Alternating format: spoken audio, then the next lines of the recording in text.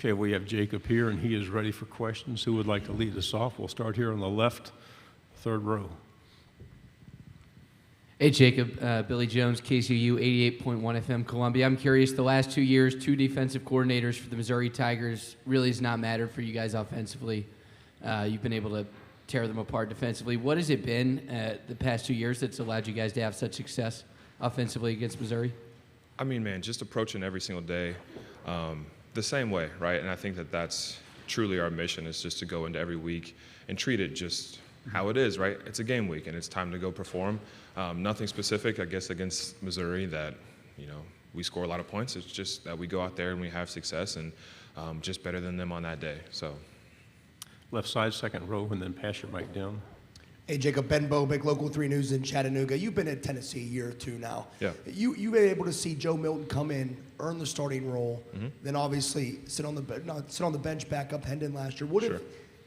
How has his maturity been through that process, and how confident are you guys in him heading into this season? Yeah, the one thing that I think built my respect for Joe the most was the fact that he stayed, man. He had maybe not every right, but everyone could understand why he would leave and want to go play, because he's obviously a great talent and a really big weapon for us. But the fact that he stayed and he just learned from Hendon and also helped Hendon out a lot in a lot of different areas of the game has truly showed me that he's committed to this place. He's committed to being great here.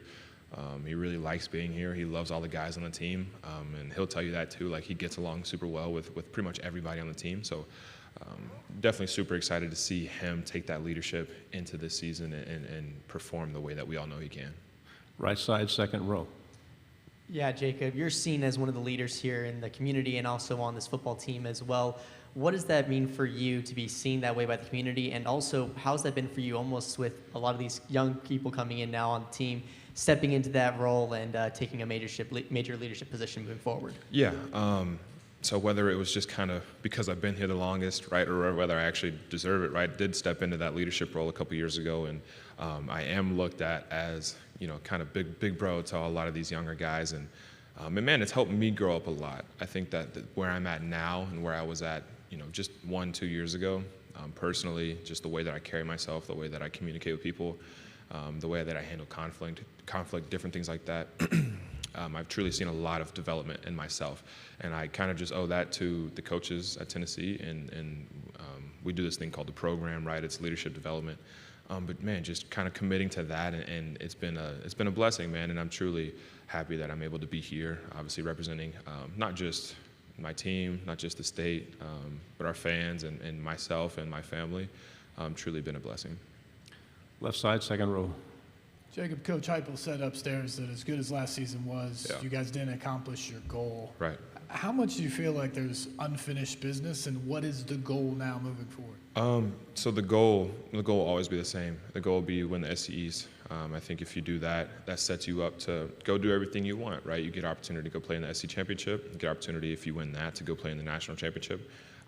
Obviously, the college football playoffs is going to look different here the next few years, but if we do that, man, if we win those games, then you set yourself up for everything you want. And that's what he means when he says we didn't get the job done. Because we had a great season, right? A lot of people outside the program would not have expected us to have won 11 games last year, go to New Year's Six Bowl, win the Orange Bowl. Maybe not nobody, but a lot of people weren't expecting that, right? So a lot of people from the outside would say, oh, that's a good job. Like, you guys probably reached all your goals. You probably did everything you were looking out to do. It's just not the case, right? And of course, that's last year, and we've done a good job of resetting, but now the focus is on winning the SC East and doing everything we can to get ourselves in that position. Front row, right side. Hey, Jacob. AP Stedham, AP and Kelly, as we see it, syndicated radio. Jacob, what was the feeling leading into the Alabama game, long drought in that series? And then is there any reason to believe there's an expanded role for the tight end in Josh Heupel's system? Yeah.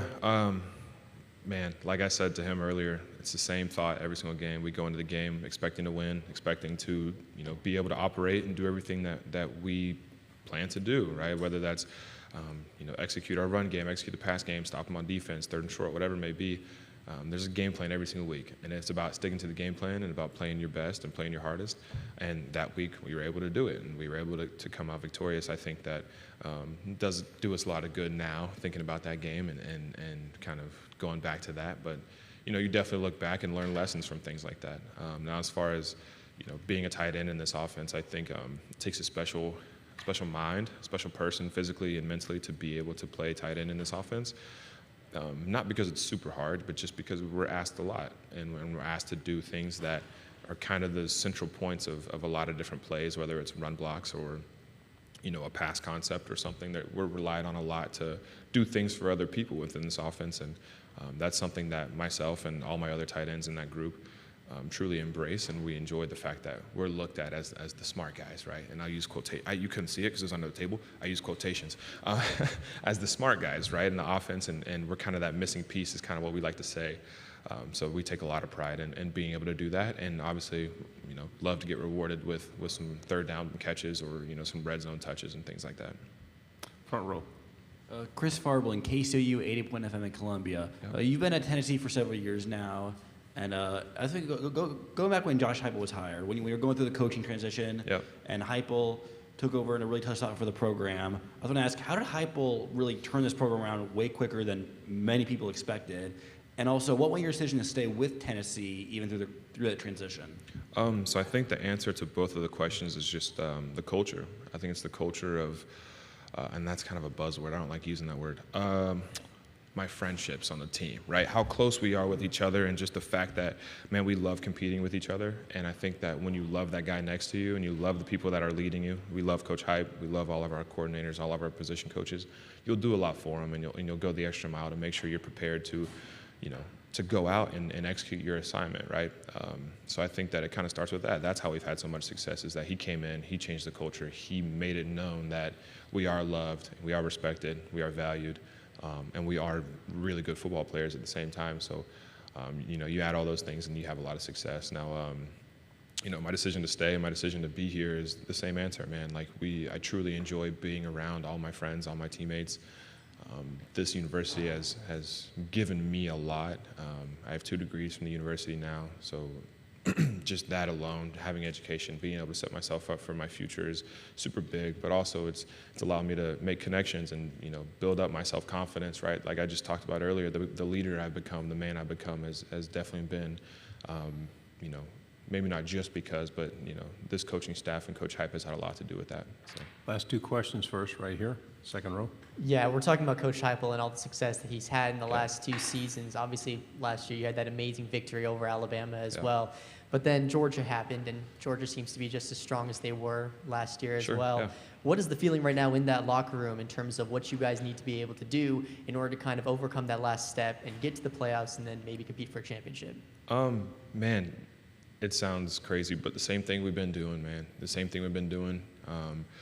You got to go hard every day. You got to put in the extra work. You got to make sure that you're physically prepared, but also mentally prepared, right? This is a game that is very taxing and very, very demanding. Asks a lot of you in every area of your life. And I think that going into this season, understanding that we should expect a win, right? We should expect a win every single week, and I think everyone around the country would say that, right? That's not just because of last year or because of where we're at now. I think everyone as a competitor goes into a game expecting to win the game.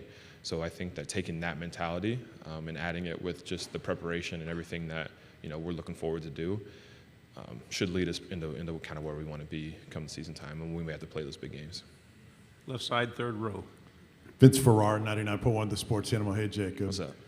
The tight end position added a newcomer that was listed at tight end from London, Emmanuel Okoya. I know it's early on, he came in late, but what have you seen and learned about him so far? Yeah, Emmanuel is one of the most pure athletes I've ever seen in my life. Like, being completely real, the way he runs, the way he jumps, he cuts and moves, and everything about him is just super, super athletic, super twitchy.